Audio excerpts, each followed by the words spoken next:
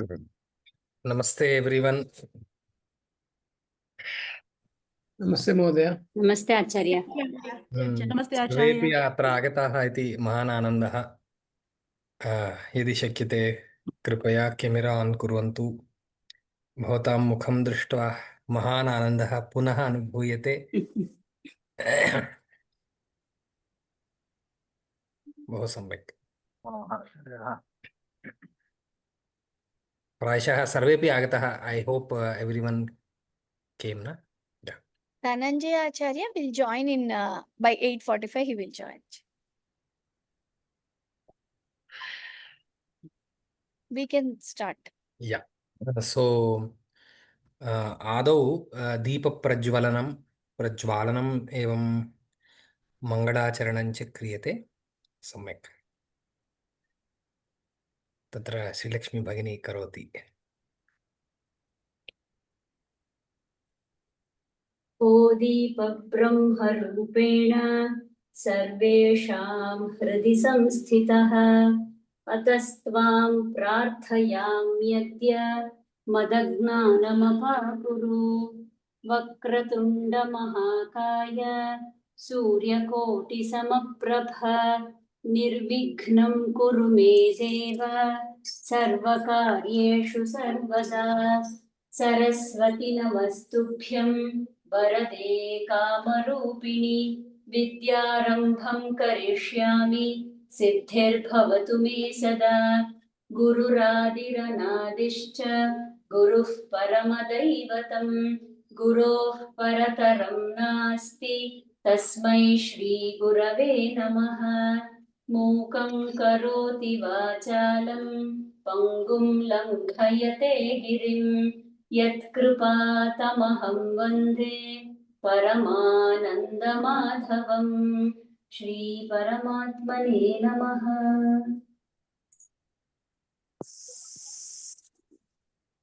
आनन्दः।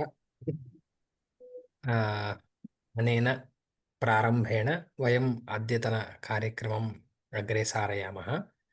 अस्माकं पुरतः 2023 बैच इति चिन्तयामि। 23 खलु 2023 बैच MA एवं MSc छात्राः सन्ति। अद्य प्रायशः MSc छात्राः अपि संस्कृतभाषां जानन्ति। वयं सर्वेपि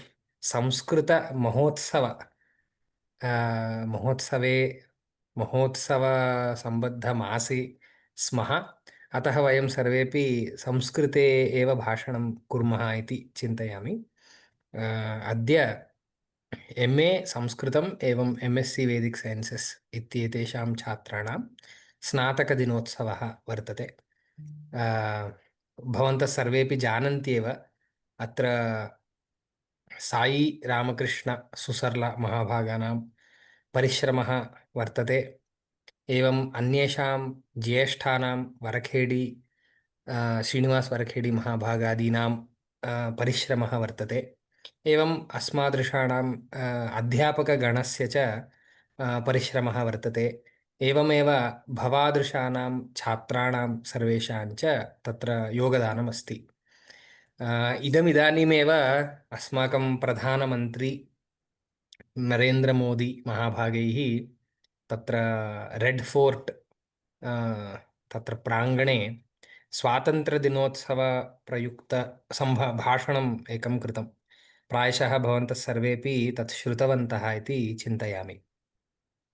तैः साक्षात् किं संस्कृतं ये पठन्ति अथवा शास्त्रम् इत्यस्य अध्ययनं ये कुर्वन्ति तेषां योगदानं किं भवेत् इति साक्षात् नोक्तं, किन्तु वयं किञ्चित् सूक्ष्मतया पश्यामश्चेत् एवं प्रपञ्चस्तरेपि विषयाः कथं परिणमन्ते इति भवन्तः सर्वेपि जानन्ति। सर्वेपि इदानीं स्वकीय राष्ट्रीय अभिवृद्धिः एव प्रधानम् इति चिन्तयन्तः सन्ति। सर्वेपि अहमेव उत्कृष्टः अस्मि, अस्मदीयाः एव उत्कृष्टाः इतिवत् स्वकीय आचरणं कुर्वन्तः सन्ति। एतादृशसन्दर्भे भारतीयैः कथं वा भाव्यं, किम् अस्माकं पुरतः वर्तते, अस्माकं सर्वेषां सङ्घटन नाम एकत्रीकरणार्थं किम् एकं सूत्रमस्ति, तत्र एकात्मता सम्पादनार्थं किं वर्तते, एतत् सर्वमपि तत्र प्रधानमन्त्री महाभागैः सम्यक् विवृतमस्ति। अहं पुनः तैः यदुक्तं तदेव न वदामि, किन्तु अस्माकं किं तत्र योगदानमस्ति, अस्माकं नाम इदानीं वयं सर्वेपि किञ्चिदिव शास्त्रे किमस्ति इति जानीमः। शास्त्राणां रचना कैः कृता, अस्माकं ऋषिभिः कृता वर्तते। तेषां मनसि यल्लक्ष्यं वर्तते, तेषां मनसि यादृशाः विचाराः सन्ति, ते सर्वेपि इदानीं परोक्षतया अस्माकं मनसि अपि आगताः, अस्माकं चिन्तने अपि तादृशाः एव विचाराः भवन्ति। इत्यतः वयं सर्वेपि इदानीं वस्तुगत्या भारतीयपरम्परायाः किम् अग्रे कथं वा एतादृशी परम्परा सारणीया इत्यत्र अस्माकं योगदानं बहु वर्तते। यतोहि अस्माकं पूर्वजैः यत् करणीयं तैः बहु सम्यक् बहु सुष्ठु तैः कृतमस्ति, किन्तु अस्माभिः किं करणीयम् इतः परम्। अस्माकं निकटे इदानीं किमस्ति, तर्हि अस्माकं निकटे किं नास्ति, किं न दत्तम् अस्माकं देशेन अस्मभ्यं, किं न दत्तं, सर्वं दत्तं। प्रतिदिनम् अस्माभिः भुज्यते, यद्यद् अपेक्षितं तत्सर्वं गृहमेव आगच्छति। मेटीरियल् इति यत् पश्यामः तत्सर्वम् अस्माकं निकटे अस्ति। जलस्य न्यूनता नास्ति, वातावरणं सम्यक् अस्ति, आरोग्यं सम्यगेव वर्तते, लैफ् एक्स्पेक्टेन्सी वर्धते एव, तत् अस्तङ्गता नास्ति, वयं सर्वेपि सम्यगेव स्मः। तर्हि अग्रे किं करणीयम्, एतत् सर्वं किमर्थं अस्माकं निकटे वर्तते, अग्रे किं करणीयम् इति विषये भवादृशाः एव इदानीं किं लीडर्स् इति अहं चिन्तयामि। यद्यपि वयं किं देशस्य सीमायाः परिरक्षणे न स्मः, we are not border security forces, but अस्माकमपि दायित्वं वर्तते यत् भारतीयतायाः संरक्षणं कथं वा करणीयम्। इदानीं भारतीयता न केवलं भारतदेशसीमायाः अन्तः एव नास्ति, भारतीयता बहुत्र सर्वत्र प्रसृता वर्तते। यथा वा पाश्चात्यभावना यत् मॉडर्नाइजेशन इति वा वेस्टर्न आइडियालजी इति वा कम्युनिज्म इति वा भवन्तः सम्यक् कल्चर सेक्यूरिटी फोर्स इति स्थापितं शिरीषा भगिन्या सम्यक्। इदानीं तत्सर्वं यथा वा इदानीं पश्यन्तु, वीकेंड आगमिष्यति चेत्, अहम् इदानीं हैदराबाद् नगरे अस्मि खलु, सर्वे बहिः एव भवन्ति, सर्वदा माल् मध्ये एव अटनं कुर्वन्ति, सर्वत्र ट्राफिक् जाम् भवति। किमर्थं भवति? यतोहि तैः इंडस्ट्रियल साइकोलॉजी मध्ये यद्यत् कान्सेप्ट्स् वर्तन्ते तेषां सर्वेषामपि प्रयोगः कृतः। तत्र अस्मादृशाः अस्मदीयाः एव जनाः तस्मिन् जाले पतिताः, सर्वे बहिरागच्छन्ति, तैः किमपि 60% off 70% off buy one get one free किमपि किमपि उच्यते। एतैः तत्र स्वकीय अन्नमयस्य प्राणमयस्य अन्नमय नाम बाडीली स्ट्रेंथ नाम एनर्जी एवं प्राणिक एनर्जी सर्वं तत्र व्ययीकृत्वा एवं स्वकीय धनं यदस्ति तत्सर्वं तेभ्यः समर्प्य पुनः गृहम् आगमिष्यन्ति। पुनः गृहम् आगत्यापि किं कुर्वन्ति, पञ्चसु दिनेषु पुनः अन्यस्य कृते एव अन्यः किमपि एकं टार्गेट् निश्चिनोति, तस्य टार्गेट् इत्यस्य फुल्फिल्मेंट कृते नाम तस्य यल्लक्ष्यं वर्तते तत्पूरणार्थम् अयं कार्यं करोति। सर्वदा विस्मरति मया किं करणीयम्, अहं कः इति एतादृशविषये चिन्तनमेव नास्ति। यदि एवमेव वयम् अग्रे सरामः, एवमेव वयम् अग्रे गच्छामः चेत् वस्तुगत्या अत्र भारतीयता इति किं भवति। अहं भारतीयः इति वक्तुं मन्निकटे पास्पोर्ट् अस्ति चेत् अलं वा, मन्निकटे आधार कार्ड अस्ति चेत् अलं वा, मन्निकटे pan card Indian pan card अस्ति चेत् अलं वा, अथवा मम चिन्तनं कीदृशम् अपेक्षितम् तदर्थमेव वयं सर्वेपि वत्सरद्वयं 365 इंटू 2 वत्सरद्वयम् अस्माभिः परिश्रमः कृतः किञ्चिदिव अस्माकं ऋषिभिः यद् आचरितं यद् आलोचितं यच्च निश्चयेन एवम् एव भवद्भिः गन्तव्यम् इति सम्यक् तैः एकः मार्गः अस्मभ्यं दत्तः वर्तते तस्मिन् मार्गे अस्माभिः इतः परं गन्तव्यम् एवम् अन्यांश्च स्वीकृत्य गन्तव्यं यथा वा अस्माकं कर्म किं नाम भवतां कः धर्मः इत्युच्यते चेत् अध्ययनम् अध्यापनं यजनं याजनम् इत्येतत् सर्वम् उच्यते इदानीम् अस्माकं हस्ते एतावत्पर्यन्तम् अध्ययनम् इति एकः धर्मः सम्यक् गतः वर्तते इतः परम् अध्यापनम् इति द्वितीयः अपि धर्मः भवद्भिः स्वीकरणीयः एव अत एव टर्म् प्रोजेक्ट् मध्येपि अस्माभिः तादृशी एव रुचिः दत्ता भवत्सु बहवः अस्माभिः यादृशी ऊहा नाम अस्माकं मनसि आसीत् तदपेक्षया बहु सम्यक् भवद्भिः तत्र विषयचयनं कृतं बहुभिः बहु सम्यक् पाठितं कदाचित् अस्माकं मनसि ईर्ष्या अपि सञ्जाता कथञ्चित् पुनः बुद्धिकोशेन तत्र एवम् उक्तम् एते सर्वे अस्माकमेव छात्राः अतः you can take the credit so you have trained them so you can take the credit इति वयं पुनः अस्मान्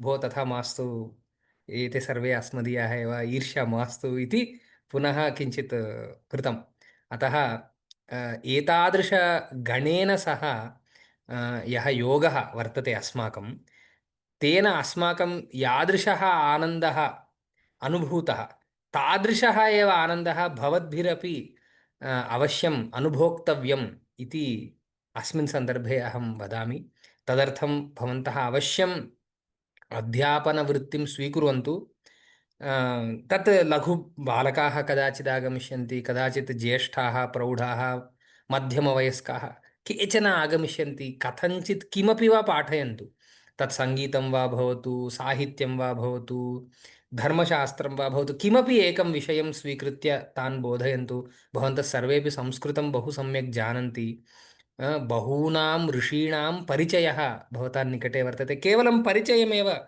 दास्यन्तु तथापि कांश्चित् भवद्भिः सह अस्मदीये मार्गे भारतीये मार्गे आनयन्तु बहवः भवादृशानां कृते निरीक्षमाणाः सन्ति अहं तत्र निश्चयेन वक्तुं शक्नोमि बहवः सन्ति अतः तान् सर्वान् अपि वयम् अग्रे सारयामः इति वदामि अस्माकं ज्येष्ठाः धनञ्जय आचार्याः आगताः आचार्य भवन्तः इतः परं किञ्चिदिव अस्मान् बोधयन्तु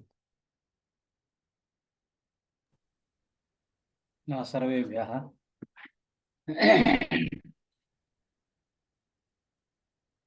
भवान् सर्वम् उक्तवान् पुनः वक्तुं किमपि विशिष्टं नास्ति तथापि एवम् अयं दीक्षान्तसमारोहः इति चिन्तयामः अस्माकं प्राचीनभारतेपि दीक्षान्तसमारोहः आसीत् तत्रापि यत् उपदिष्टं तत्सर्वं मया कक्षायामेव उक्तमस्ति तपः नाम किम् इति प्रश्नः तपः नाम किम् वनं गत्वा तपश्चरणम् एव तपः इति कश्चन ऋषिः वदति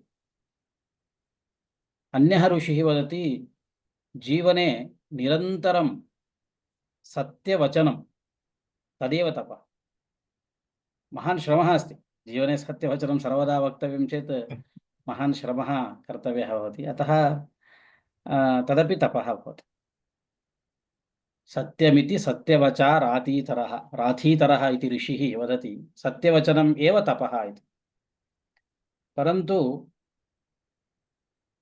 मौद्गल्यः ऋषिः वदति स्वाध्यायप्रवचने एवेति नाको मौद्गल्यः तद्धि तपः निरन्तरम् अध्ययनम् अन्यान् प्रति तत् बोधनम् अस्माकं निरन्तरम् अध्ययनं यथा इदानीं सूर्यनारायणमहोदयेन उक्तं बोधनम् इति तपः अस्माभिः स्वीकर्तव्यम्। अहम् अन्यान् बोधयामि, इतः प्रभृति अहम् अन्यान् बोधयामि इति पाठयामि इति तपः स्वीकर्तव्यम्। तत् यथा तत् स्तोत्रं वा विष्णुसहस्रनामस्तोत्रं वा भवतु, भगवद्गीता वा भवतु, पंचतंत्रं वा भवतु, वेदाः वा भवन्तु, यथा भवन्तः इच्छन्ति तत् कुर्वन्तु, परन्तु मया पाठनीयम् इति व्रतं स्वीकरोतु।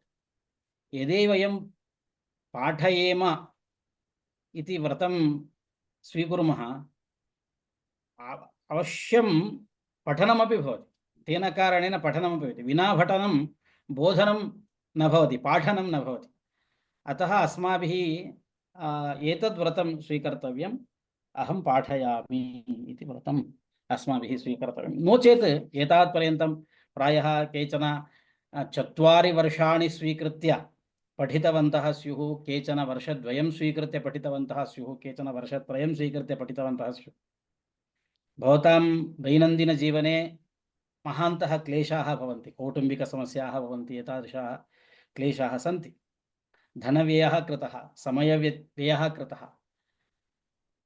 एतत् सर्वं कृत्वापि यदि शास्त्रम् अस्मासु सुरक्षितं न भवति तर्हि एतावन् सर्वोऽपि श्रमः व्यर्थः भविष्यति।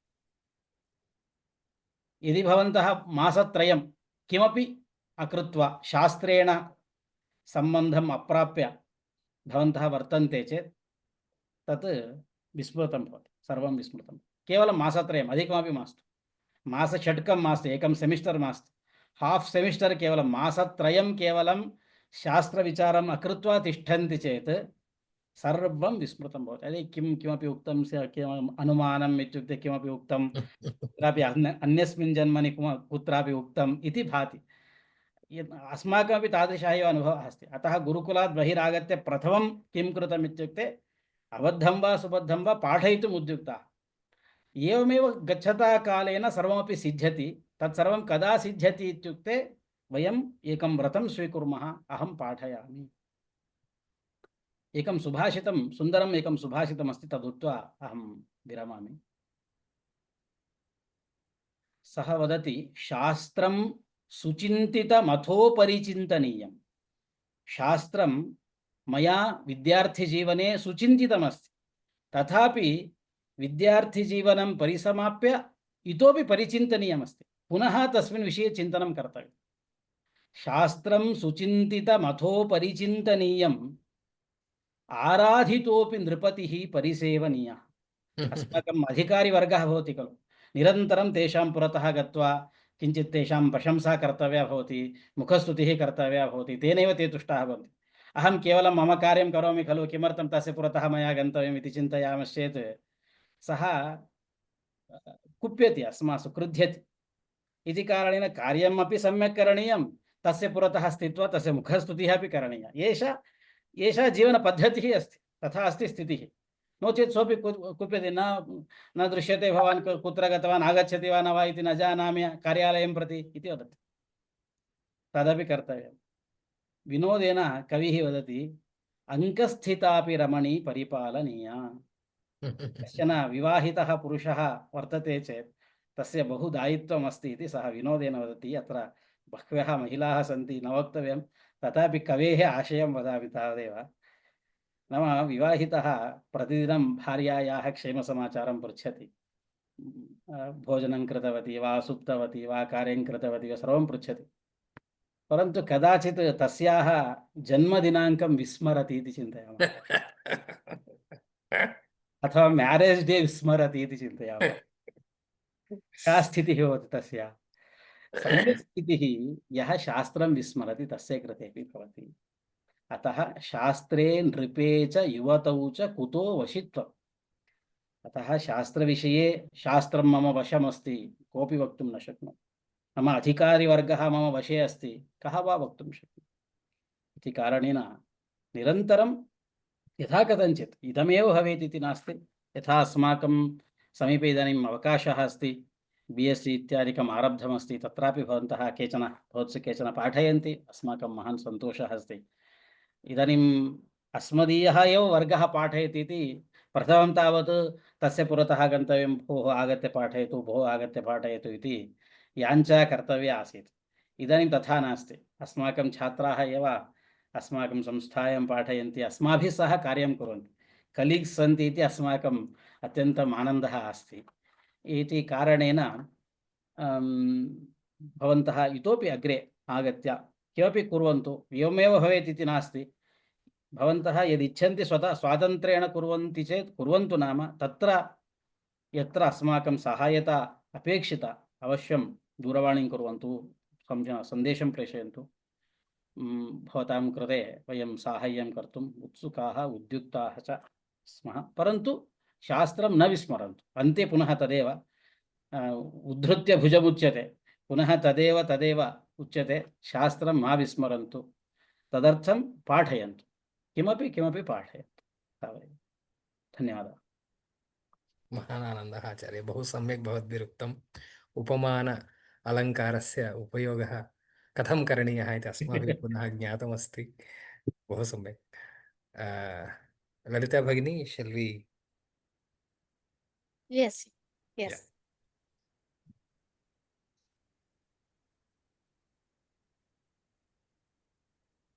So today we have actually 13 students, Ji. Yeah. 9 from MA 2-year mode students and one Ramapriya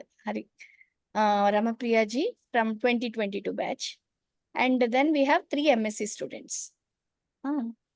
So for all HUS students and KKS students, I have already sent the mark sheets. So today we are just displaying the certificates here. Okay. Okay. बहु सम्यक्। दीप्ति भगिन्याः हा। वर्तते आदौ। दीप्ति भगिनी आगता स्यात्। नमस्ते। नमस्ते। किमपि भवती वक्तुम् इच्छति वा?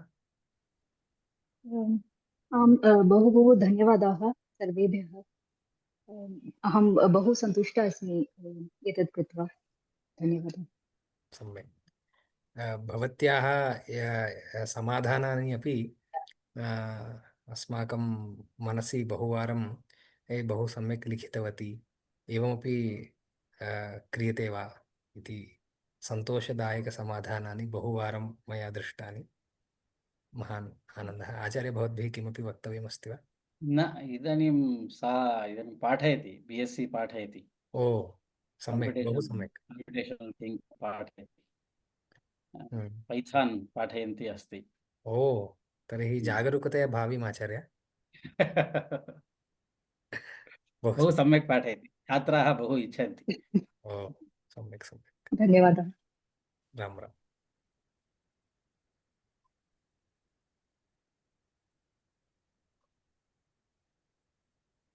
Next we have Agre. ओ, श्रीलक्ष्मी भगिन्याः विषये किं वक्तव्यम्? किमर्थं तथा आचार्य? किमपि वक्तुं न वयम् अलम् इति अय्यయ్యో प्रतिभाति। बहु सम्यक्। भवत्याः मन्युविषये यत् कार्यमासीत् बहु सम्यक् आसीत्।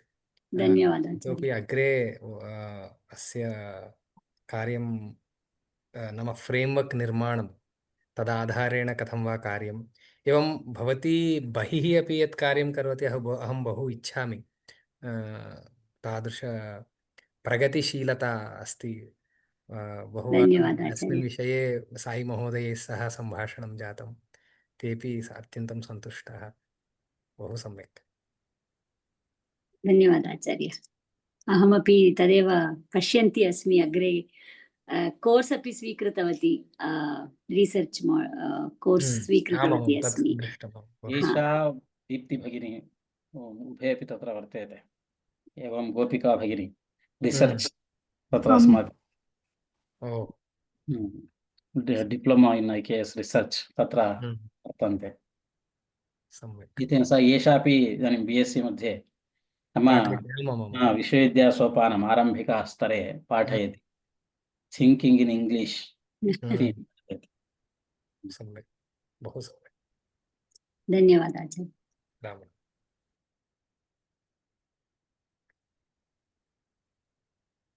अमृता भगिनी आगता वा? अमृता भगिनी प्रायशः गृहकार्ये व्यस्ता स्यात्. Shall I go to the next one? Yes, please. Varunji. Is Varun here? अस्मि अहम् आगतवान् कुत्र अस्ति? अत्र अत्र अस्ति। मुखं दृष्ट्वा बहुकालं वरुणस्य साक्षात्कारः हैदराबाद् नगरे बहु वर्तते. ओ हा, वरुण नाम भवान् एकाकी अस्ति? वृष्टिः स्यात्। अस्तु बहु अतिवृष्टिः सम्यक्. एव। आचार्य, भवान् किमपि वदति वा? स एव वदतु, सः किमपि न उक्तवान् एतावत्पर्यन्तम्। इत्थं जातं भवतः अनुभवः कः अस्ति इति वदतु वरुण महोदय, अनन्तरं वदामि। बहु सम्यक् आसीत् महोदय। अहं यत्र यत्र अहं गच्छामि अहं MIT IKS बहु सम्यक् अस्ति, कृपया MA संस्कृतं तत्रैव करोतु इति अहं वदन् अस्मि। बहु सम्यक् अस्ति। धनञ्जय आचार्य तु ऋग्वेद सामवेद, अहं अग्रिमवर्षे पुनः एलेक्टिव् कोर्स् कर्तुम् इच्छामि। किमित्युक्ते अहं ज्योतिषं कृतवान्, वेद कृतवान्, परन्तु साहित्यम् अवशिष्टम् अस्ति, अतः अहं अवश्यं करोतु. तत्र सूर्य हेब्बार् महाभागैः बहु सम्यक् पाठ्यते. ते आम्। प्रायशः अत्रैव सन्ति. भवताम् उपरि अस्माकं आशाः बह्व्यः वर्तन्ते. ओ, भवान् अस्माकं सैनिकाध्यक्षः अस्ति. भारत देशस्य शास्त्रप्रपञ्चे भवान् इतोपि अग्रे कार्यं बहु कर्तुं भवतां शक्तिः अपि वर्तते. भवान् युवकः अन्यस्मिन् अस्ति. अहं कर्तुम् इच्छामि। अवश्यं करोतु. वयं सर्वेपि स्मः. मा विस्मरन्तु अस्मान् इति वदामि. बहु सम्यक्. अग्रे. सः इदानीम् अत्यन्तं नाम उत्साहेन स्वयमेव तत्र मध्ये मध्ये आगत्य दीप्ति भगिन्या सह साहाय्यं करोति। ओ. स्वतः आगन्तव्यमिति नास्ति, तथापि तत्र छात्रैः सह प्रत्येकतया सम्भाषणं कृत्वा किं किं करणीयं, कथं करणीयं, सर्वं सः एव करोति। बहु सम्यक्. एवम् एवम्। आचार्य, अद्य वरुण महोदय किञ्चित् विलम्बेन आगतवान्। किमर्थम् इति पृच्छतु, सः तस्य इत्युक्ते कारणं सः वदति। किं जातं भोः? सम्यक् खलु? सम्यक् वदतु वरुण महोदय। वदतु वदतु। कन्यानिरीक्षणमासीत् वा? न न महोदय, 8 शनिवासरे, प्रति शनिवासरे अहं संस्कृतसमूहं आरब्धवान्, तत्र अहं चालकः अस्मि। ओ, सूपर्। तत्र सः आचार्य अस्ति। अहम् आचार्य नास्मि। सः बहु सम्यक्तया प्रति वारं सर्वेषां प्रति किञ्चित् इत्युक्ते काम्पिटिशन् ददाति। कथां वदतु, एतं चित्रं दृष्ट्वा चित्रे किम् अस्ति इति वदतु। बहवः जनाः सन्ति तत्र समूहे। तद् बहु सः स्व दलं आन्लैन् माध्यमेन करोति स्थापयित्वा वा अपि साक्षात् करोति? सः एव चालयति। सर्वेषाम् आगत्वा किञ्चित् किञ्चित् वदन्ति, ये संस्कृत उत्साहः ते वदन्ति। इदानीं वरुण महोदय स्वधनम् अपि स्थाप्य स्थापयित्वा किञ्चित् प्रैस् डिस्ट्रिब्यूशन् अपि करोति। तद् सर्वं जानातु इति बहु सम्यक्. अतः अहम् बहु सम्यक्. वस्तुगत्या मया पूर्वम् इदमेव भाषितं। नाम कथं वा अस्माभिः अग्रे शास्त्रमार्गे किं प्रसारणं कथं वा करणीयं कारणीयञ्च इति भवान् तद् अश्रुत्वापि तदेव करोति इति महान् आनन्दः. धन्योऽस्मि महोदय, धन्योऽस्मि महोदय।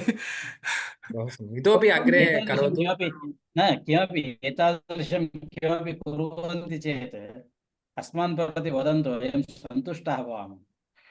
अस्तु महोदय, अहं लिङ्क् अपि प्रेषितवान् प्रायशः ग्रूप् मध्ये अहं प्रेषितवान्। वयं किञ्चित् वृद्धाः भोः, भवान् युवकः खलु, वृद्धाप्यं मनसि निधाय।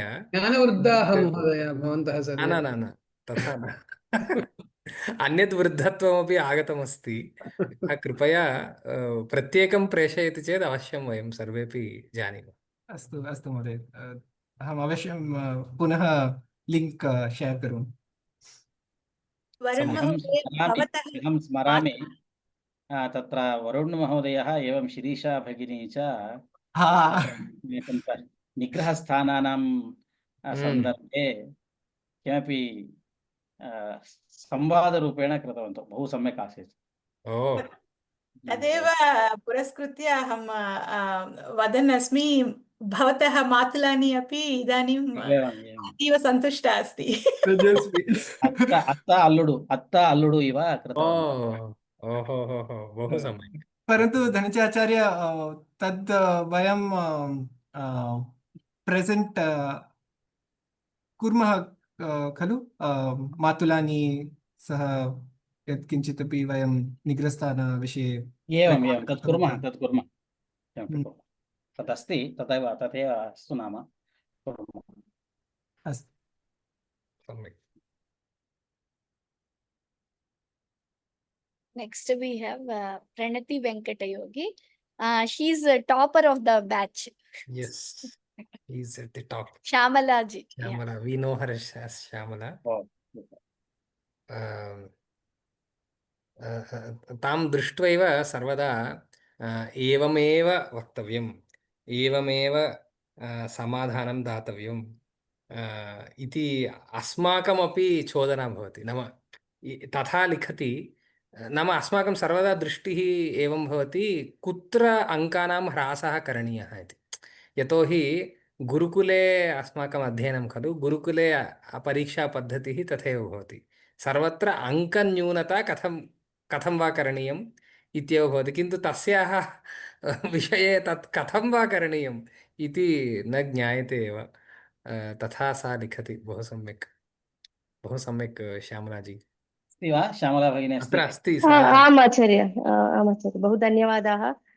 अहं मम संस्कृते पृष्ठभूमि बहु नासीत्, अतः अत्रैव MA मध्ये एव भूरि परिश्रम कृतवती, अतः बहु लब्धं। नाम इदानीं कक्षाद्वयं स्वीकुर्वती अस्मि। एकं तु गौडीयदर्शनस्य, अपि तु अन्यत् तु बालकानां प्रति संस्कृत पाठनम् इति। अतः मम जीवनं तु एक मार्गः नाम किं कर्तव्यं, नाम समाज कृते मम योगदानं किम् इति उन्नतमार्गं लब्धं मया। सो अतः आजीवनम् एतदेव करोमि, यतोहि मम बालकौ अपि संस्कृते एव अभिरुचिः तेषां तयोः अपि। अतः सर्वे मिलित्वा संस्कृते अपि तु अस्माकं दर्शने किमपि प्रचारं वा प्रसारं वा करणीयम् इति किञ्चित् इव कुर्वती अस्मि। धनञ्जय आचार्य वदति खलु, न भाष्यते इति भाषा इति। अतः आदौ तु बहु क्लेशः अनुभवती अस्मि, नाम वक्तुमेव न शक्नोमि खलु किं करणीयमिति। परन्तु किञ्चित् आचार्य वदति खलु, नाम शुद्धं वा अशुद्धं वा किमपि वदतु आगच्छति इति, तथा कुर्वती अस्मि। बहु सन्तुष्टा अस्मि, बहु कृतज्ञता अस्ति भवद्भिः सर्वे मां टालरेट् कृतम् इति। यतोहि बहु उत्साही अस्मि, बाल्यात् एव एवमेव। अस्माकमपि एतादृशम् अपेक्षितमेव। अस्यैव प्रचोदनम् इति उच्यते। एतादृश प्रचोदकछात्राः अपि अपेक्षिताः। बहु सम्यक्। अद्य श्रीकृष्णजन्माष्टमी अस्ति। अद्य श्रीकृष्णजन्माष्टमी अस्ति। श्यामला भगिनी च अस्मिन् दिने श्रीकृष्णभक्ता इति प्रमाणपत्रं प्राप्नोति बहु सम्यक् आदर्शदिनमस्ति आम् सा कृते सूर्याजी भवन्तः किमपि वदन्तः सन्ति तदेव तस्याः बालौ अपि बहु सम्यक् हम्म, संस्कृते आसक्तिमन्तौ हम्म, अहमेकं दिनं यापितवान् ताभ्यां सह ओ, एतेन परिवारेण सह बहु सम्यक् आसीत् बहु सम्यक् परन्तु एतत् अवश्यं वक्तव्यं तस्याः विषये अद्य अत्यन्तं सुष्ठु सम्भाषणं कृतवती संस्कृतेन हम्म, गतदिनानाम् अपेक्षया अद्य हम्म, बहु सुष्ठु दोषरहितत्वेन सा सम्भाषणं कृतवती प्रायः तत्र संस्कृतपाठनमेव कारणं स्यात् हम्म, सत्यं सम्यक् अभिनन्दनानि एतदेव अग्रे चालयतु इतोपि अभिवृद्धिर्भवतु भूयात् अस्तु सम्यक् So we have Uday Chellapalli ji. Uday ji, very nice. Your term project was really very nice. धन्यवादः बहु सम्यक् आसीत् तत् मया पूर्वम् उक्तं खलु मम किञ्चित् काचन ईर्ष्या सञ्जाता एवं महोदय तावत् नास्ति किञ्चित् अस्ति आचार्य भवन्तः अपि अवश्यं अग्रे पाठनं कुत्रापि शक्यते वा इति चिन्तयन्तु चिन्तयामि महोदय इदानीं किञ्चित् व्यस्तः अस्मि कार्यालये इच्छतः एव किमपि कार्यं कर्तुम् अशक्तः चिन्तयामि महोदय निश्चयेन मम MA विषये किञ्चित् वक्तव्यम् अस्ति मम 3rd सेमिस्टर् मध्ये मम स्वास्थ्यं समीचीनं न आसीत् किन्तु सर्वे अत्र छात्राः बहु साहाय्यं कृतवन्तः मम कृते अतः सर्वेषां कृते धन्यवादान् वितरामि आचार्याः अपि मार्गदर्शनं कृतवन्तः अतः आचार्याणां कृते अपि भूरिधन्यवादाः इदानीं वितरामि महोदय यत् धनञ्जय आचार्यैः उक्तं तत् सत्यमेव यदि मासत्रयं वयं त्यजामः शास्त्रम् अनन्तरं पुनः पूर्वजन्मनि वयं पठितवन्तः इत्येव भवति अतः निश्चयेन किञ्चित् शास्त्रं पठितुं पाठयितुं च प्रयत्नं करिष्यामि महोदय अग्रे सर्वेभ्यः महोदय उदय महोदय भवान् तु हृदयवेदनं सहनं कृत्वा MA प्राप्तवान् धन्यवादं करोमि सर्वेभ्यः छात्रेभ्यः सर्वे पूर्ति सहायं कृतवन्तः तेषां टिप्पण्यः अपि शेर् कृतवन्तः बहु सम्यक् लक्ष्मी भगिनी भवतः विदुरनीति इति श्रुतवान् भवतः विदुरनीति इति टर्म् प्रोजेक्ट् श्रुतवान् बहु सम्यक् अस्ति धन्यवादः महोदय तर्हि अवश्यं शास्त्रं भवतां हृदये भवतु निश्चयेन स्थापितुं प्रयत्नं करोमि महोदय तद् गतमेव एकम् अन्यं विषयमपि अत्र प्रस्तुतीकर्तुम् इच्छामि यदि उदय महोदयस्य सर्वाणि नोट्स् सम्पुटीकृत्वा एकं पुस्तकरूपेण आनयिष्यामि चेत् तदेव टेक्स्ट् बुक् भवति तत् सब्जेक्ट् कृते तादृशः स्पष्टरूपेण सर्वाणि पायिण्ट्स् अत्र लिखित्वा सः नोट्स् करोति इति कारणेन तर्हि एकवारम् अस्माभिरपि द्रष्टव्यं वयं मिलित्वा तत् पब्लिश् अपि कर्तुं शक्नुमः नैव तावन्नास्ति तद् भवान् तथा वदति तर्हि शिरीषा भगिनी वदति चेत् तत्र असत्यं न भवति इति मम निश्चयः अस्ति यतोहि she don't tell anything like that I know Shirisha भगिन्या सह अहमपि अङ्गीकरोमि तर्हि अवश्यं we have to publish Udayji सर्वेषां वेदा वन् प्रायः VSF वा वेदा वन् वा अहं स्मरामि अहमेव पाठितवान् वस्तुगत्या अहमेव आश्चर्यचकितः अभवम् VSF वन् VSF खलु तर्हि उदयजी we have to तस्मिन् समये अहमेव उक्तवान् अहम् एतत् मम पार्श्वे स्थापयामि सर्वदा तादृशम् आसीत् तस्य विदुरनीतेः अपि सम्यक् आसीत् यदा अत्र लिखितवान् तत् सर्वं भवता एव पाठितं महोदय तथैव किन्तु लेखनपद्धतिः सर्वेषां निकटे न भवति सा एका कला अस्ति तर्हि मया कदापि न दृष्टं भवतां नोट्स् तर्हि अवश्यं वयं चिन्तयित्वा मिलित्वा पब्लिश् कुर्मः यतोहि बहवः सन्ति तत्र मया पूर्वमपि उक्तं खलु वयं न जानीमः एतादृशाः सन्ति वा अत्र आगन्तुमिति। किन्तु मार्गं निर्देष्टुं तत्र टेक्स्ट् बुक् अपि अपेक्षितं, टीचर् अपि अपेक्षितं, प्लाट्फार्म् अपेक्षितं, सर्वम् अपेक्षितं। अवश्यं वयं कर्तुं शक्नुमः। धन्यवादः।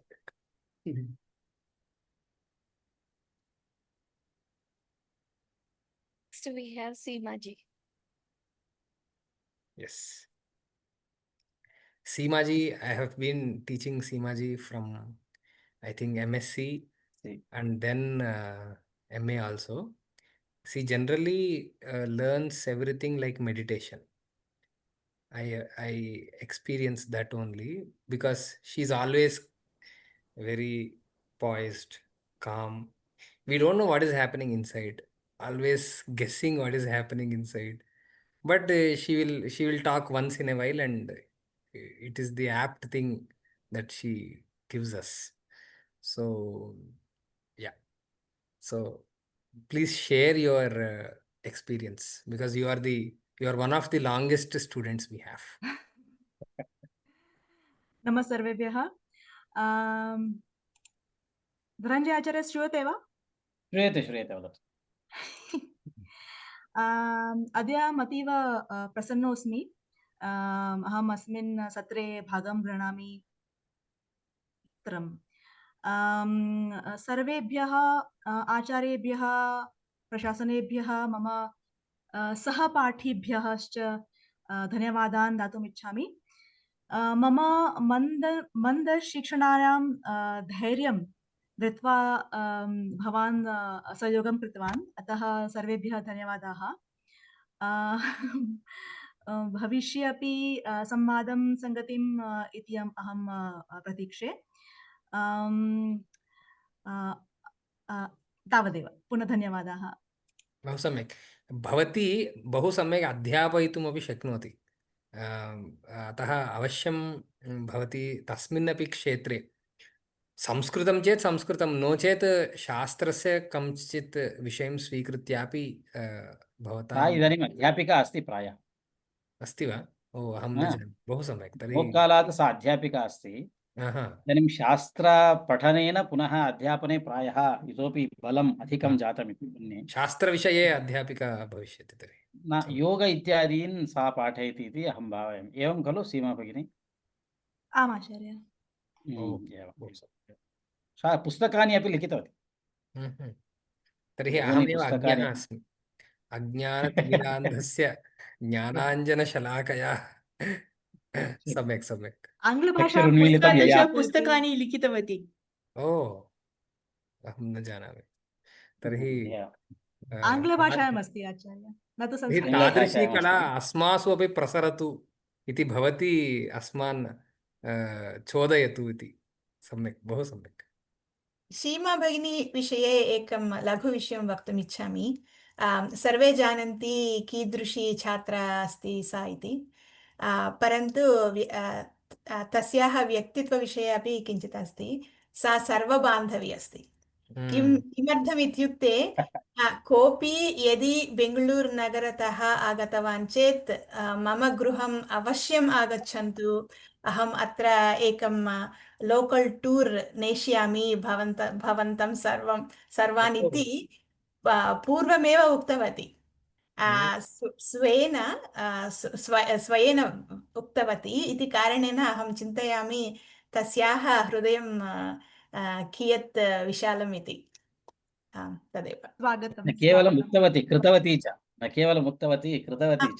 कृतवती अपि। इदानीं केचन केवलं वदन्ति, न कुर्वन्ति। एषा उक्तवती, कृतवती च। अपि च एषा अस्याः पुनः अन्यः कश्चन स्वभावः अस्ति, कदाचित् सर्वं परित्यज्य तीर्थयात्रां गच्छति। तत्र पर्वतारोहणं करोति, आनन्देन जीवति। बहु सम्यक्। तर्हि बहु भवत्याः सकाशात् ज्ञातव्यं कर्तव्यं च अस्ति। अहमपि तथा कर्तुं बहुवारं प्रयत्नं करोमि, न शक्यते एव। शक्यते, अस्माकं संसारबन्धनम् अस्ति, सा जीवन्मुक्ता अस्ति।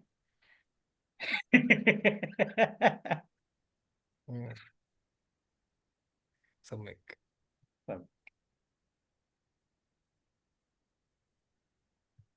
Next we have Vanajaji. वनजाजी वनजाजी वनजाजी वनजाजी अस्माकं परिचयः बहु विलक्षणः, बहुस्तरीयः, एवं किं वक्तव्यं, तत्र MSc मध्ये आसीत्, एवं MA मध्ये वर्तते, सः मिलित्वा कार्यं कृतं, बहु शोधयति, सो शुद्धा एव शोधयितुं शक्नोति खलु, अतः तस्याः बहु बहु नाम तया सह संवादः एव बहु सम्यक् भवति, because she don't let everything go very easy like so once we go through वनजाजी विवादः करोति।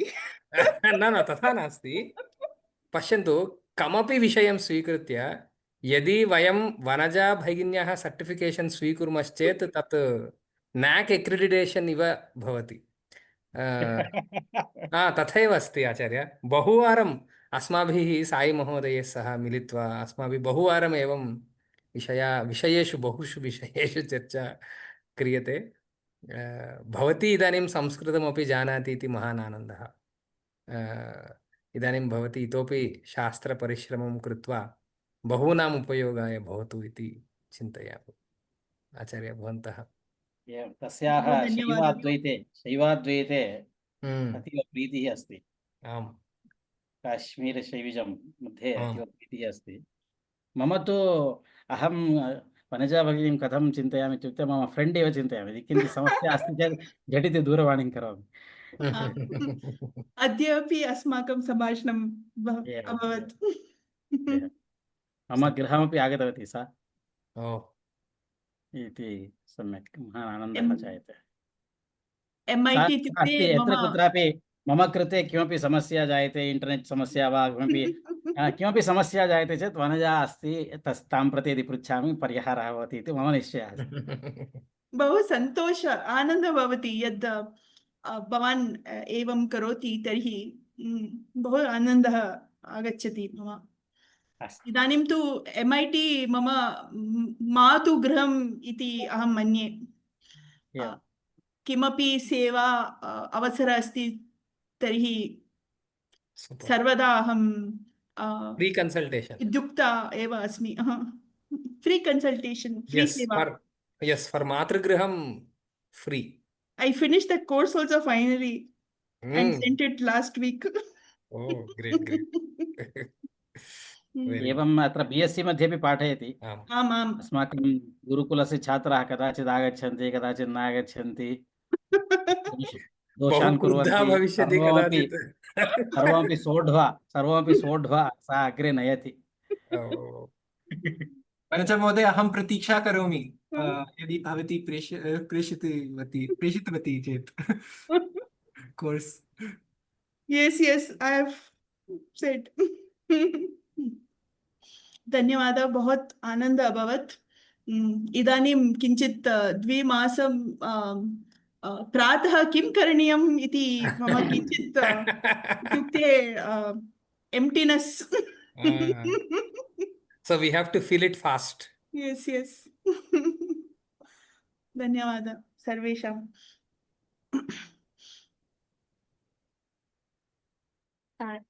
Next we have Gopika ji. I think today she's in some Bhagavat some event, so she is not able to join. Yeah. Gopika ji's answers are also very like apt.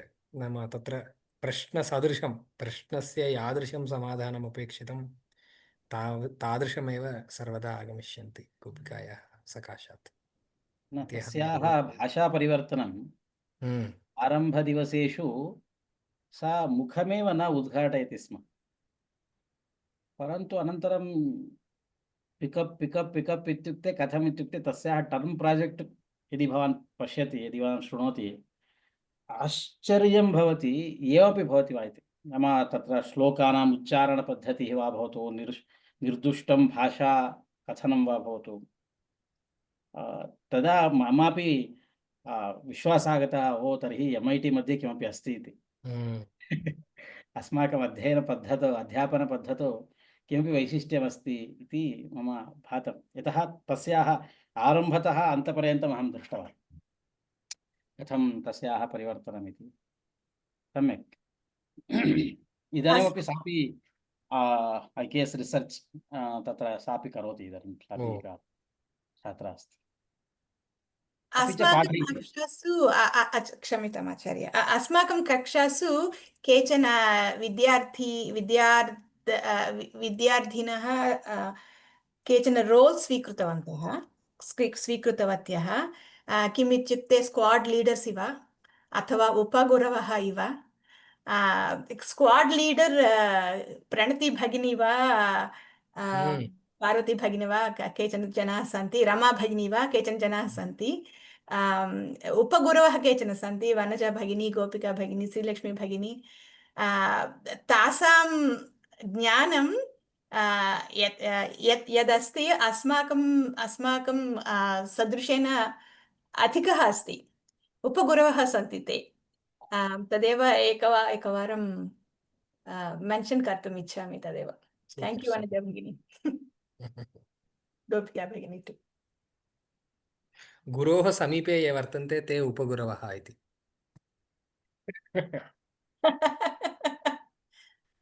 अवश्यम्। Next we have Ramapriya ji. रमाप्रिया जी। रमाप्रिया भगिन्याः अपि तथा एव, नाम silent बाम्ब्स् केचन भवन्ति, तथा तस्याः अपि समाधानानि भवन्ति। नाम एवं कक्ष्यायाम् एवं न सन्ति खलु इत्यपि कदाचित् भवति, किन्तु परीक्षासमये तावत् तत्सर्वं बहिरागमिष्यति। केचन नाम वार्तालापं न कुर्वन्ति तावदेव, तथापि अन्तः सर्वम् अस्ति इति। आचार्य एवं सत्यम्, अहमपि एवमेव, यथा समानम् समानः अनुभवः ममापि अस्ति। नाम सा कदाचित् नागच्छत्यपि कक्षायाम्, अस्ति वा नास्ति वा इत्यपि अस्माकं दृष्टिगोचरा न भवति, परन्तु सर्वं लिखति। अन्ते परीक्षायां तावत् सर्वं सम्यक् लिखति। तत् कथम् इति अहमपि न जानामि। तादृशापि छात्राः भवन्ति वा इत्यपि आश्चर्यं जायते। तादृशी सा रमाप्रिया भगिनी अस्ति। तस्याः अनुभवः उच्यते चेत् वयं शृण्मः। अधुना वा सम्भाषणं करोतु इति।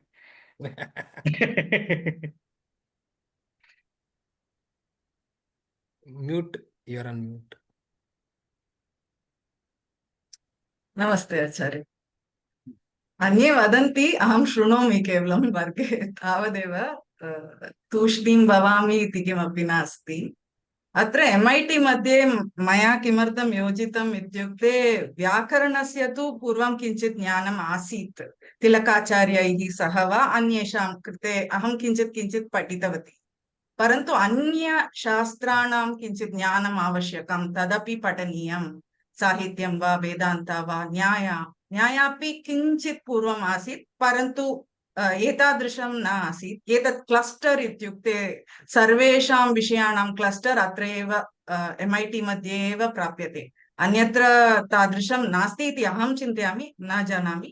परन्तु एतादृशं सर्वं शास्त्राणां किञ्चित् इच्छा आसीत् ज्ञातुं। मीमांसा, वेदान्त, न्याय, सर्वं, साहित्ये अपि नाटकपर्यन्तम् अहं तु इच्छुका अस्मि, तदपि ज्ञातवती। अत्र बहु सम्यक् आसीत् महोदय, बहु सम्यक् आसीत्। अग्रेपि अन्यान् पाठयन्तु। आम्, इदानीं पाठयामि, परन्तु तद् संस्कृतभारत्याः खलु, अतः तत्र गीताप्रवेश पाठयामि एव। परन्तु इतोपि अग्रे यत् अधीतं, यदा महोदयेन उक्तं, शास्त्रस्य अपि पाठनं करणीयं, मया अपि इतोपि किञ्चित् पठनीयमपि इच्छा अस्ति। चेन्नै मध्ये महोदय। भवत्याः डिग्री एतत् संस्कृतं विहाय अन्यत्र कुत्र अस्ति, अन्यस्मिन् विषये? MCOM अस्ति, बहु पूर्वं महोदय। अस्तु अस्तु। संस्कृते एव इदानीं वेदान्त कठोपनिषत् सर्वम् इदानीं किञ्चित् किञ्चित् भगवद्गीता अध्ययनं प्रचलन् अस्ति। व्याकरणं तु अस्ति एव। न्याय अपि सत्यनारायणमहोदय पाठयति व्योमा मध्ये, तदपि पठन्ति अस्मि। पठनमपि जातं, प्रचलति, जातं न प्रचलति। सम्यक्।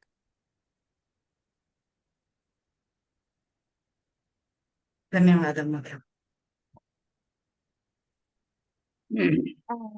So with this we completed the KKSU MA Sanskrit students graduating student certificates, but we have Sirisha Kumbari ji with us and Nagaraj Kota ji from HUA.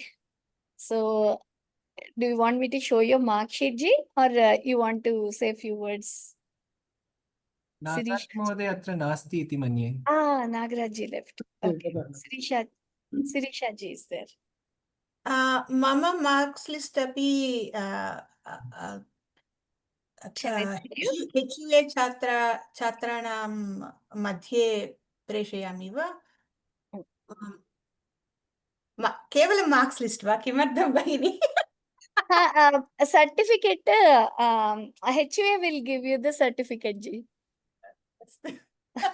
So actually, Suryanarayan ji, you can explain. या सो शिरीषा भगिनी या वर्तते सा कीदृशी इति चेत् अस्माकम् अन्तः यद् वर्तते तत् सर्वं नेतुं नाम अस्माकम् अन्तः यद्यद् वक्तुम् इच्छा वर्तते तत् सर्वं बहिरानेतुं सा एव तत्र करणं भवति।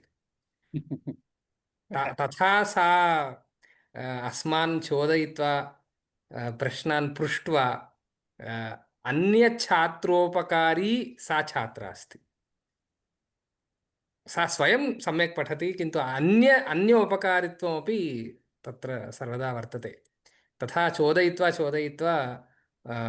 बहु उपकारं करोति सर्वेभ्यः इति तस्य सच्छीलता तत्रैव बहिरागमिष्यति। नाम अन्तः यदस्ति तत् सर्वं बहिरानयति इति महान् गुणः अस्ति।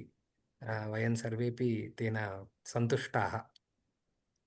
So let's say we don't have to ask any questions when Sirisha Bhagini Yes, that is what I wanted to say.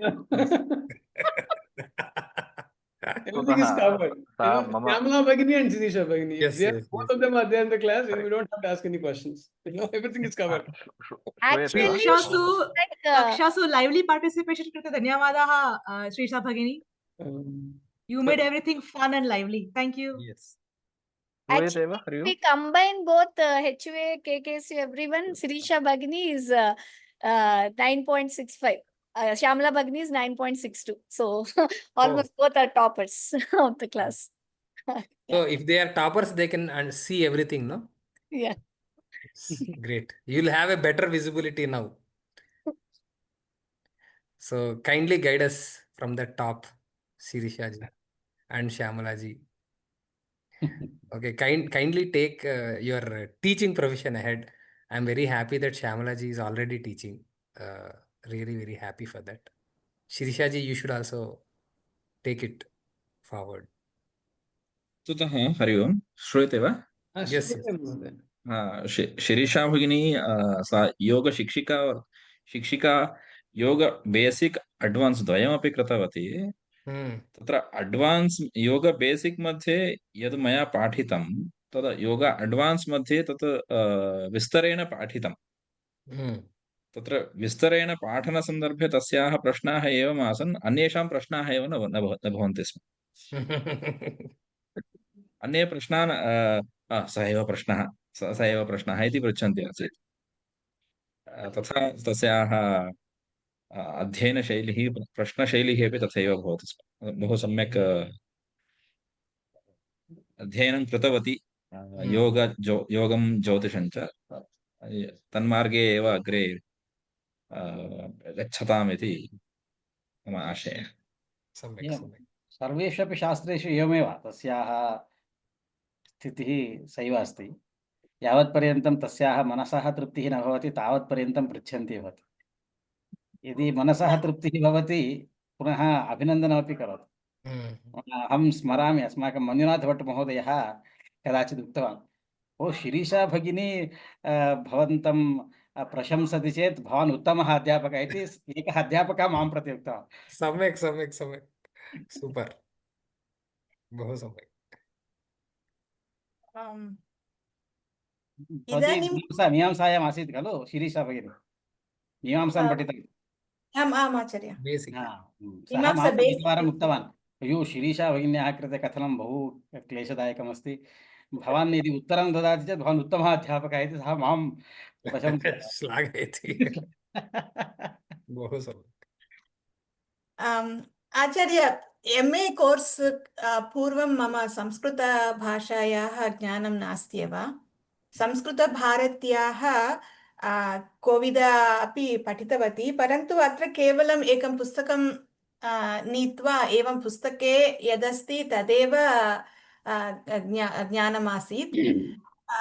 MA course तु तस्य नाम एव किञ्चित् क्लेशदायकः, तत् केवलं मास्टर् आफ् आर्ट्स् नास्ति। Indic Systems Introduction is the correct name. किमर्थम् इत्युक्ते सर्वेषां किञ्चित् किञ्चित् अत्र परिवेश्य स्वादनं कारितम्।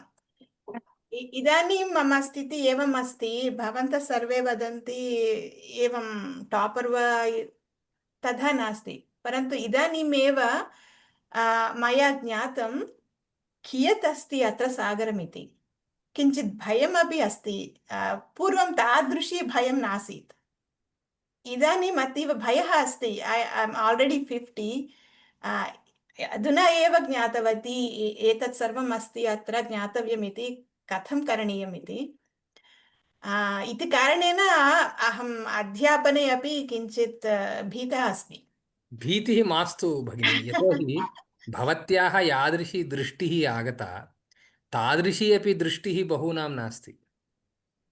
ते अत्यन्तम् इतोपि दृष्टिहीनाः एव सन्ति। भवादृशी एव दृष्टिं प्रदातुं शक्नोति, यतोहि भवती तेषां स्तरात् इदानीन्तनस्तरे आगतवती खलु। So you know the journey, so you will be the best teacher for them. भीतिः मास्तु, वयं सर्वेपि स्मः, वयं सर्वेपि मिलित्वा अग्रे गच्छामः। अमेरिकायां कुत्रचित् गत्वा बोधनमपि कृतवती। आमां तद् दृष्टवान्। एवं तत् सर्वं भवतः चोदना एव आचार्य, मम अत्र कोऽपि दायित्वं नास्ति।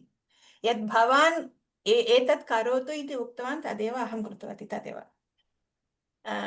इतः परमपि तदेव मम लक्ष्यम्। इदानीं न केवलम् अहं, वयं सर्वे अध्यापकाः वदन्तः स्मः, भवती एवमेव कोर्सेस् चालयतु, किमपि स्वीकृत्य कोर्सेस् चालयतु। इदानीं दयानन्दमहोदय उक्तवान् ज्योतिषं वा योगं वा, भवती यदि इच्छति, वयं सर्वे अध्यापकाः अत्र स्मः भवत्याः प्रोत्साहार्थं। यत्र समस्या अस्ति अस्मान् सहायतां पृच्छतु, वयं सर्वे। आचार्याः, वस्तुतः शिरीषा भगिनी योगा बेसिक् चालितुं शक्नोति। तथा तु सामर्थ्यम् अस्ति। अहं तु एवमेव चिन्तयामि, यतः साङ्ख्यकारिकायाः व्याख्यानं सम्यक् एव करोति सः।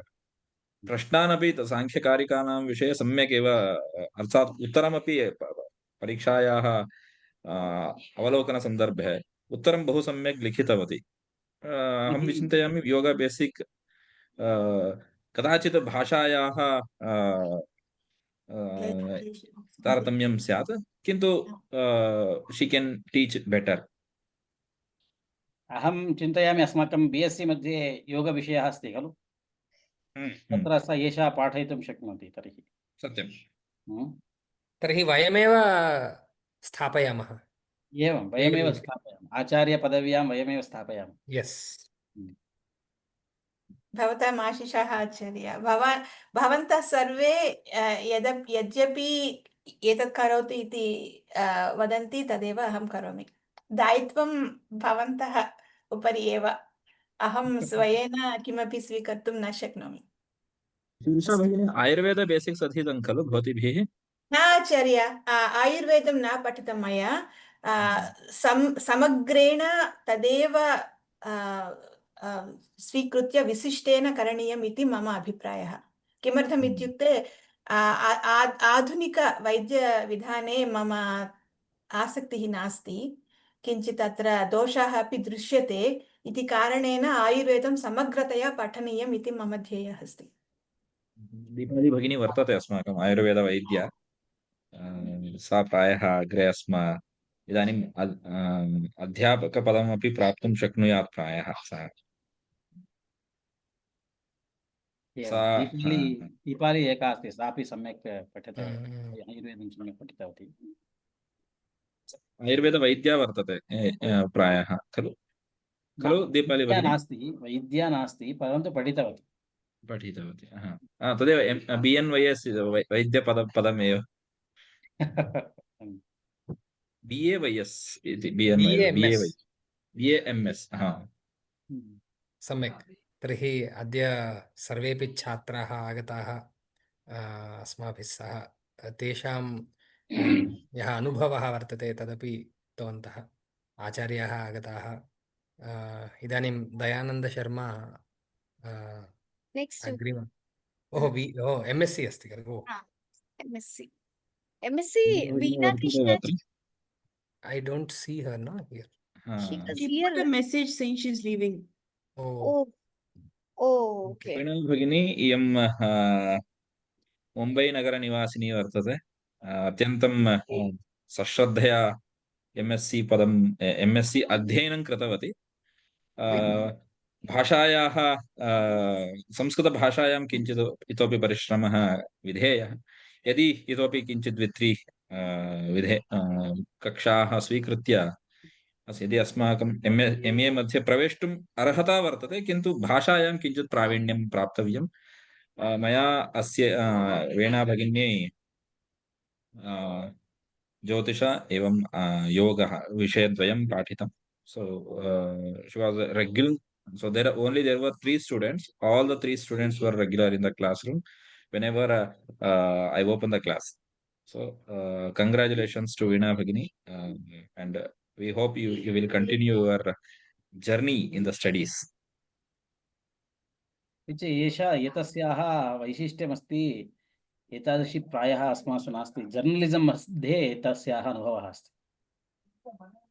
तत्र टीवी मध्ये इत्यादिकम् एङ्करिङ्ग् इत्यादिकं सा कृतवती, अतः तस्याः विशिष्टानुभवः अस्ति। मम अनुभवः एवम् आसीत्। अहं वीणायाः किञ्चित् सब्जेक्ट्स् अपि अध्यापिका आसीत्। सहपाठी अपि आसीत् अहम्। So it was a very good experience to be co-student and to be an instructor.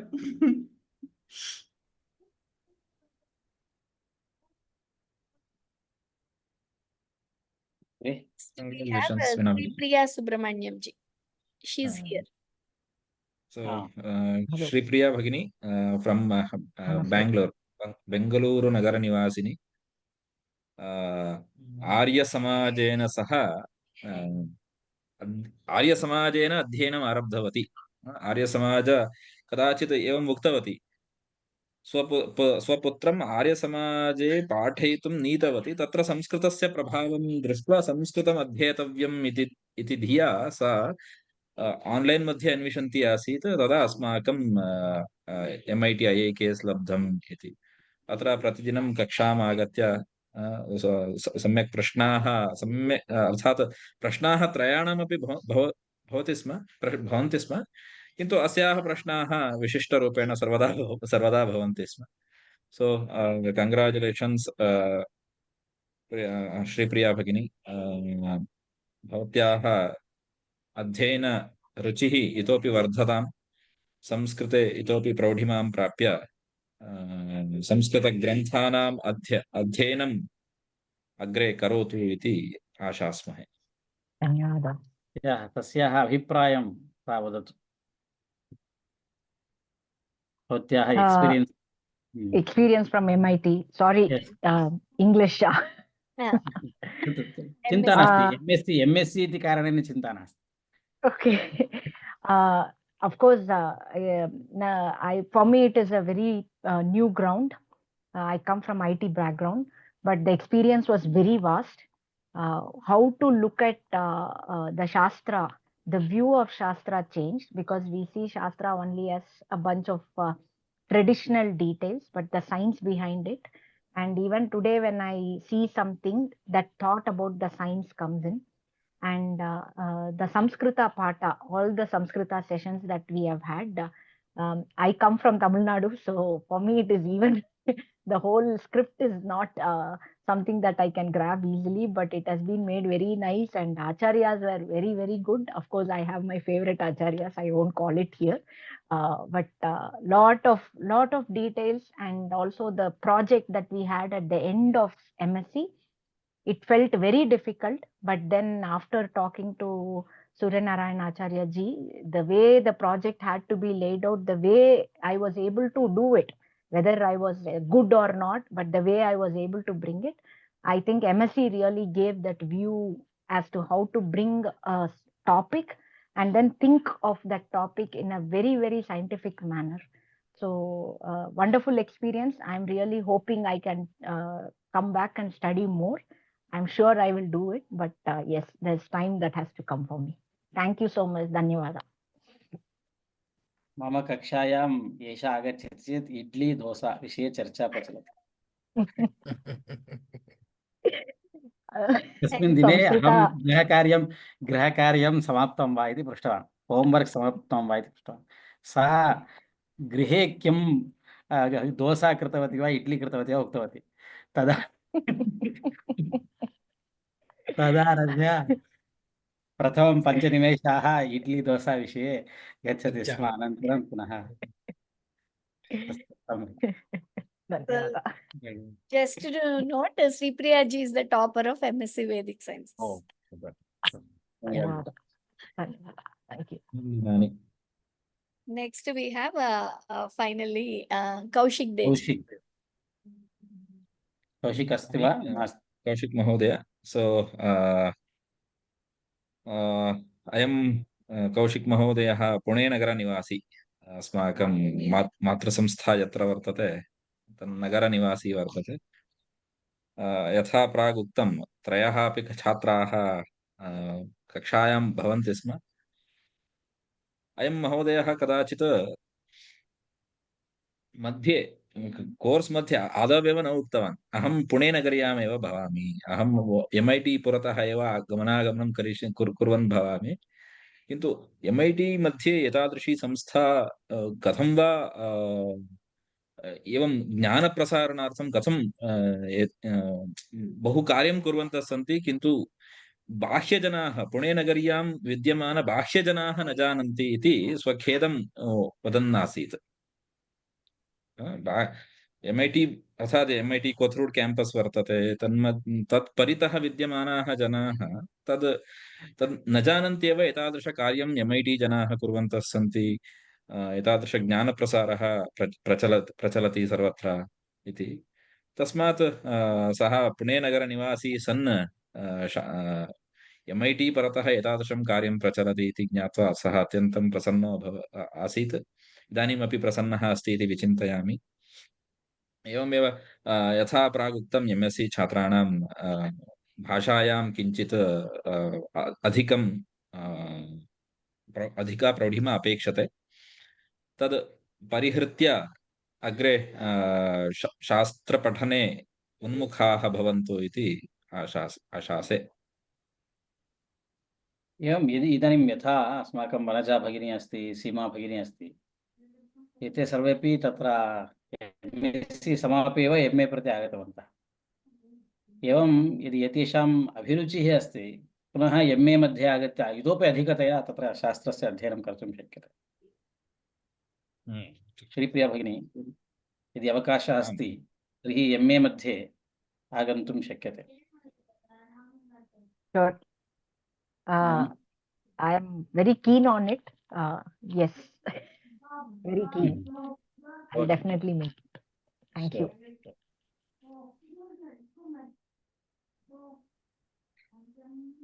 So all the graduating certificates we have completed. So I will be sharing Sri Priya ji for MSc students mark sheet and certificate. I will be sharing on email with you, and all KKSU students also after this event will share with you the certificates.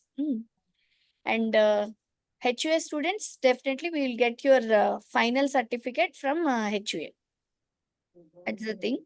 And for KKSU students, we will give the final KKSU certificate and mark sheets little later, because we should get them from the KKSU. After that, as soon as we receive them, we will email you them. So that is it, Ji. I just wanted to say thank you to Lalita ji for the last 2 years, the amount of help that she has shown to all of us. Yes. Both as So the students. vote of thanks. Yeah. Please continue your vote of thanks. Actually, you are the best person to do that. So I think all Yes, of us yes, please students continue. are very, very thankful to all the help that she has given us, including making sure all the recordings are put up within a day. So, Dhanyavada. And Kalyani ji, she is not here. Yeah, we both. Lalita ji, Kalyani ji are like together only. Yeah. Yes. Two sides of one coin. Thank you so much, Lalita ji. Thank you for the good work. Thank you. I also want to share with the team, while Lalita ji is going through Kashta Samayaha, Bhavatyaha Jivane, Aham Tadapi Varam Varam Telegram message Preshayitva Tam irritate Krutavati, Tadapi Sa Vinamrena Atyanta Prashanta Chittena. आङ्ग्लभाषया वदति चेत् सापि जानाति. A little I'm understanding. So no problem. I just want to mention that while you are going through a tough time in your life also, none of us kind of left you alone, and you still maintain the same way of very courteous, patient, responding to each and every message. I don't see it very often in many people. So I'm very privileged to have known you, Lalita ji. Dhanyawad, Bhagini. Actually, so I personally also I enjoyed actually, helping all of you. I was actually every time, even more than WhatsApp, I am on to Telegram, like that. It became like my daily habit. Until late night, I am on Telegram. So it became like that. I really enjoyed supporting you. Even Kalyani ji also. We both together, like each of you, it's like now registered in our minds. It's not like, so thank you. Thank you for everything. Yeah. Can I add something? Yes, Lakshmi ji. I want to specially thank Surya Hebbar Mahodaya. Along with Sahitya subject, I really learned so much from him. He's so disciplined, and the way he gets ready, comes for his classes, everything, all the material will be ready before class itself. He sends reminders for us. His acharyatva gunas are something which I learned more. Of course, Sahitya, I continue taking Sahitya because of him. I didn't plan to take Sahitya completely, and it's not my choice of interest. So I thought with this Acharya, I should learn Sahityam. I will tell you here, I really, whatever it is, I was never ready to miss his class, live class. He's one of the best teachers I have ever met. Thank you, Surya Mahodaya. He has inspired me so much when it comes to class preparation. As a teacher, if I have to learn something, I really took a lot of learnings as teacher more than Sahitya. I want to confess that. He's an excellent teacher, excellent teacher. Thank you, Acharya.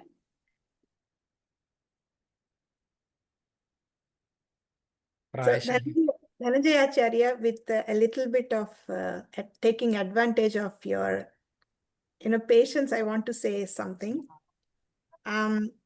So I had a lecturer in my BSc, Prasad Rai Kulapati Garu. He would come and teach Telugu. He did not have textbooks. he did not care about which class, which lesson we are talking. He will come and ask, what do we want to study today? We will tell we are reading Sanjay Rayabaram, and he will say, okay, do you remember from which shloka? We will give him a shloka number. He will just close his eyes and he will recite the next 30 slokas, give meanings, he's done, he's gone. There is no preparation. He doesn't even know what he is going to teach, which class he is in. I saw something like that in you, sir. Maybe you knew what class you are teaching when you came, because people will be on extra cautious if I'm in the class because I speak too much. But other than that, we find you going away from the main line and teaching many things around it so that it inspires us to read more than just that slide in that page. So that is my comment for you, sir. Yeah. And all the other lecturers, sometimes I could really see that they come down to our level, especially Dayananda Sharma ji. He would come down to my level to walk me through because I'm confused and he can see that I'm not getting it in my face. He will come down several steps and walk with me until I get to a step where we can go together again. So I'm really, really grateful to have that kind of lecturers. Suryanarayan ji, I know you keep questions and you quiz us and you disappear. So that forces us to go do research on our own. And you often pushed us to things that we never thought we could do. Dhananjay Acharya, I still remember Ishopanishad. Thanks to you. I can't forget it anytime soon. I couldn't even imagine that I could by heart that, but now I have in my memory just because of you. So, yeah, I don't want to say vote of thanks because I hope I will keep receiving this dhara, Amrit Dhara from you, Jnana Dhara. I don't want to say thank you yet, but I just want to acknowledge what we have seen so far. I also want to just add something. When I spoke earlier, I didn't realize Dayanand Sharma ji was also on the call. So since I took Jyotisham, it was an amazing experience. Acharya, if you are there, I don't know if you are there, I can't see you. But yes. I loved the classes so much. I look forward to maybe further courses if it's available. Do guide me. I will definitely want to go ahead. Actually, I would like to announce, as you said, so in Jyotisha, Dashadhyayi teachings we would like to conduct of Brihad Jataka. Okay. So I know of the first person, if we launch the course, the first person you will be contacted. So you and Vanaja Bhagini and Shirisha Bhagini, definitely Deepali Bhagini. So all these four are, I know you are very interested, and I'm keen on it. I'm contacting the I even spoke to Dhananjay Acharya regarding this. So definitely we will launch a course on Jyotisha Advanced, where you will definitely enjoy the course on Jyotisha course, and like Brihad Jataka. So all the 10 first 10 chapters we will be teaching. So definitely we will launch. It may take 1 month more. So we are finding a teacher who can teach you by preparing the slides and all these things. Looking forward to Acharya. In fact, one more thing is like in the project presentation that also I did, actually there is a connection with actually the Chandas also, right? So if Surya Hebbarji can actually maybe guide, maybe we can even sing the various verses. That will become a very different way of, I think, learning Brihad Jataka. I really look forward to it. There is Chandobadha chanting of Brihad Jataka, but the class is not meant for that. I know, but I think it's meant to maybe remember is what I think. Yes, basically all the first 2 chapters must be remembered. First one should memorize, then only he must get into the further chapters, 3rd, 4th, 5th. So when we ask you to learn this first and Jyotisha advance. So first we make you to remember first 2 chapters first. अस्तु आचार्य. So actually that is the parampara in Kannur on Kerala. So on this on Dasara, they take the students and ask them to memorize the first 2 chapters first. So they will check their memory there, and if they memorize the first 2 chapters, so they will teach the next Jyotisha. So that is the basic. Thank you, Acharya. So I will share the audios of first 2 chapters where with the Chando with the Chandas they are singing. Oh, thank you. Deepti भगिनी ज्योतिषमध्ये एव सा research कर्तुम् इच्छति. तत्र दयानन्द महोदयस्य निश्चयेन वयं ज्योतिषस्य कोर्स् लांच कुर्मः भगिनी. तत्र निश्चयेन वयं डिस्कस् कर्तुं डिप्लोमा इन् IKS रिसर्च् इति स्वीकृतवती खलु. तत्र किञ्चित् सा कर्तुम् इच्छति. यथा भवान् उक्तवान् तदपि कर्तुं शक्यते. किमपि पाठ्यसामग्री तया सह कारयितुं सिद्धतां कारयितुं भवान् इच्छति चेदपि चलति. यथा यथा कथञ्चित् तया सह एकवारं सम्भाषणं कृत्वा. धन्यवादः आचार्य. नमस्ते. हरि अस्तु.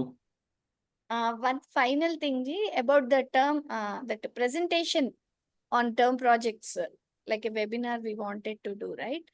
So still everyone has to fill up the sheet, this Excel sheet. We got only 3 entries so far. Oh, क्षम्यताम्, अहं न दृष्टवान्. Is this to redo it? पुनः Not redoing, but yeah, we are addressing अहं पुनः कर्तुम् इच्छामि. we want to address the larger crowd. बहु दोषानि सन्ति. So I'll do that. I'll परिशील्य अहं पुनः करोमि. This time it can be a live interaction also. संस्कृतेन एव वक्तव्यं वा? संस्कृतेन एव. येषां प्रस्तुतिः न जाता, येषां प्रस्तुतिः लैव् न जाता. इदानीम् उदय महोदयः अस्ति. सः प्रायः लैव् न कृतवान् खलु उदय महोदय. एक वितरणनीतिम् एकघण्टायां भवान् सङ्गृह्य तत्र वदेत्. तदा कश्चन आचार्यः अन्य श्रोतारः अपि भवतः कृते लैव् किमपि रिमार्क् इत्यादिकं वदन्ति. तदपि एकम् उपयोगाय भवति. सर्वेपि तत् स्वीकुर्वन्तु. एकवारं ये न कृतवन्तः एतावत्पर्यन्तं सर्वेपि एकवारं कुर्वन्तु. अरुण् महोदयः प्रायः कृतवान्. लैव् मध्ये कृतवान्. भवान् कृतवान् अहं जानामि.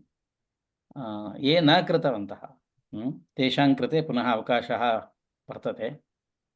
तत् स्वीकुर्वन्तु. आरभ्यते प्रस्तुतिः? This one? कदा आरभ्यते? From 17th. Actually, from tomorrow we start. We've planned to start, Ji. But the minimum, the first entry we got was Sri Lakshmi Gist on August 23rd. So if anybody, so if we can start from next week maybe, because tomorrow now no entries there. So we'll start from August 23rd. Next week onwards we'll start. Please share the link. Yeah. In the term project, we shared the link. So no link for the Zoom call. No, not the Zoom call. I will share the Zoom call link. Yeah. It will be a common link which we will use for all the term project presentations.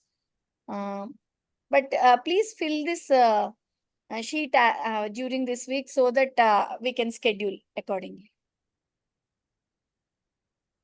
That's it. तत्र संस्कृतमाध्यमेन श्रीमद्भागवतस्य एकं प्रवचनं रूपेण अस्ति, व्याख्यानम् अस्ति. यदि भवताम् अवकाशः अस्ति तत्रापि भारतमानेन सायङ्काले 7:00 8:00 भवति. दशमस्कन्धः इति अस्मिन् पर्याये चिन्तितमस्ति. तदपि प्रायः भवद्भिः दृष्टं स्यात्. अतः तदपि फार्म् यदि अवकाशः अस्ति फिल् कुर्वन्तु. आचार्य तस्य रेकार्डिंग अपि लभति वा? लभते वा? लभ्यते लभ्यते अनन्तरं प्रेष्यते अनन्तरं प्रेषयामः। अस्तु अस्तु कार्यालयस्य समयः एवम् वर्तते वा? एवम् एवम् अतः एव यदि अवकाशः अस्ति आनुकूल्यमस्ति तदपि स्वीकर्तुं शक्नुमः। धन्यवादः। मम प्रश्नः अस्ति, तत्र पूर्वतन रेकार्डिङ्ग् सर्वं सन्ति खलु, तद् वयं यदा कदापि आक्सेस् कर्तुं शक्नुमः खलु? आक्सेस् न स्वीक्रियते खलु पुनः? The access will be for an year, Bhagini. After your graduation, for an year, you can access the courses. अस्तु, धन्यवादः भगिनी।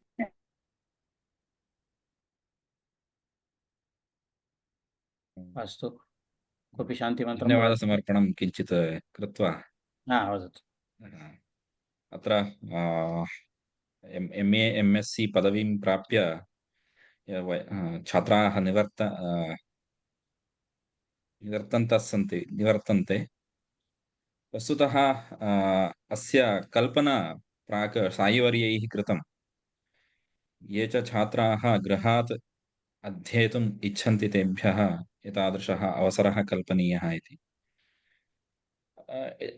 विजनरी वर्तते। तस्मात् अपि पूर्वः कश्चित् अस्माकं ज्येष्ठः वर्तते MIT संस्थायाः विश्वनाथ कराड महाभागः। सः विजनरी वर्तते।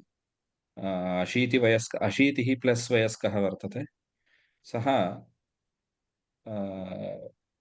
वस्तुतः भारतसर्वकारपक्षतः IKS इति यः विभागः आनीतः 2020 मध्ये आगतः, किन्तु सः अस्माकं विश्वनाथ कराड महोदयः 2017 मध्ये एव MIT स्कूल आफ् वैदिक सैन्स् इति कृत्वा पुणेनगर्यां भारतीयविज्ञानं बहु सम्यक् वर्तते, तत्र अत्यन्तं कर्तव्यं बहु कार्यं कर्तव्यं वर्तते इति धिया सः MIT स्कूल आफ् वैदिक सैन्स् स्थापितवान्। तत्र च सायिवर्यान् आनीय अत्यन्तं श्रेष्ठं जनम् आनीय तत्र नियुक्तिं कृत्वा इमां संस्थाम् आरब्धवान्। तस्मात् सर्वादौ सः वन्दनीयः। अस्मात् छात्रपक्षतः आचार्यपक्षतश्च तं महाभागं धन्यवादं समर्पयामि। एवमेव तत्पुत्री श्रीमती डॉक्टर स्वाति चाटे, सा अपि तायी इति अत्र स्वाति चाटे तायी इति जनाः अत्र वदन्ति। सा अपि अत्यन्तं यद्यपि संस्कृतं न जानाति, किन्तु संस्कृत अनुरागिणी वर्तते, शास्त्रानुरागिणी वर्तते। सायिवर्याः यत्किञ्चित् अत्र कर्तव्यम् इति वदन्ति चेत् सा अत्यन्तम् अनुकूला सती अस्तु अस्तु इति सर्वत्र टिक् कृत्वा एव अस्मान् प्रेरयति। सा अपि विजनरी एव अस्माकं संस्थायाः अध्यक्षा अपि IKS इत्यस्य। तामपि अध्यापकपक्षतः छात्रपक्षतः तस्यै अपि धन्यवादान् समर्पयामि। एवमेव अस्माकं अस्याः संस्थायाः मुख्याः श्रीमन्तः सायिवर्याः, किमु अधिकं वक्तव्यं, भवन्तः सर्वेपि जानन्ति तेषां विषये, तेभ्यः अपि धन्यवादाः। एवमेव धनञ्जयवर्याः अस्याः संस्थायाः उपनिदेशकपदे वर्तन्ते। तेभ्यः अपि सर्वेपि जानीमः इत्यतः अधिकसमयं न स्वीकरोमि आचार्य। भवद्भ्यः अपि धन्यवादाः। वयं सर्वे अध्यापकाः इति मत्वा। एवमेव सूर्यनारायणमहाभागाः अध्यापकपदे वर्तन्ते। सूर्यहेब्बारमहाभागाः अध्यापकपदे वर्तन्ते। तेभ्यः अपि धन्यवादाः। एवमेव अस्माकं वाಯ್स् या वर्तते श्रीमती ललिता भगिनी, तस्यै अपि एवमेव तत्सहकारिणी श्रीमती कल्याणी महाभागा, तस्यै अपि धन्यवादाः विचिर्यन्ते। अन्ते च छात्रेभ्यः सर्वेभ्यः ये च पदं स्वीकृत्य किं पदम् उच्यते MA MSc पदं स्वीकृत्य विराजन्ते, तेभ्यः अपि धन्यवादाः MIT पक्षतः। सर्वे भवन्तु सुखिनः, सर्वे सन्तु निरामयाः, सर्वे भद्राणि पश्यन्तु, मा कश्चित् दुःखभाग् भवेत्। धन्यवादाः सर्वेभ्यः। धन्यवादाः आचार्याः। धन्यवादाः आचार्य। धन्यवादाः। धन्यवादाः।